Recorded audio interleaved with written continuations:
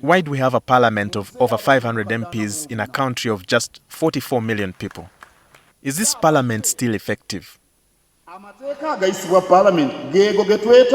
This was Charles Peter Mayiga's message during the Easter Mass at Luero Cathedral yesterday. The Katikkiro said the country was straining under a huge burden to sustain the large number of legislators. There are currently 557 members in the 11th Parliament.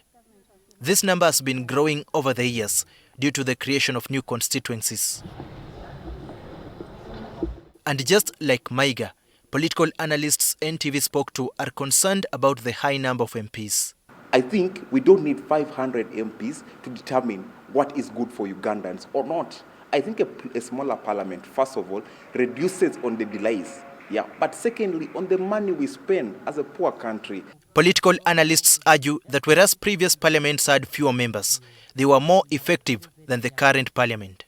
The quality of debate will be reduced, not because members of parliament do not know how to debate or do not know don't have ideas, but because they don't have the time to express themselves. So I think when that happens, then even the common man is affected because the output will not be qualitative.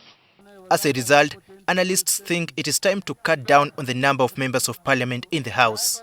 Does it still hold for us to have youth representatives when half of parliament is youth? Half of parliament is youth. So do they still feel vulnerable, as it were? Women, many others have come forth. Maybe that one may be also be looked at. The army, and many others. So these are the questions which need to be addressed so that we see how do we get to the right size of the parliament we think we can afford. However, the MPs themselves are critical in passing legislation to reduce their number. It is going to be hard, but that is why you see a lot of stakeholders are now advocating for constitutional reforms. Because in the first place is that we have to go into our constitution and tighten up those articles that are so stringent, that deter politicians, that deter the president from creating more administrative units. Because every other time he wants to please a political failure, he will create up another office, he will create up a constituency so that they are able to come to parliament. Taxpayers are meeting the operational costs of the MPs. Each MP receives a salary of between 10 to 30 million shillings. Some even get more pay. Whereas a reduction in the number of MPs is ideal, political analysts say this task might be harder than it looks.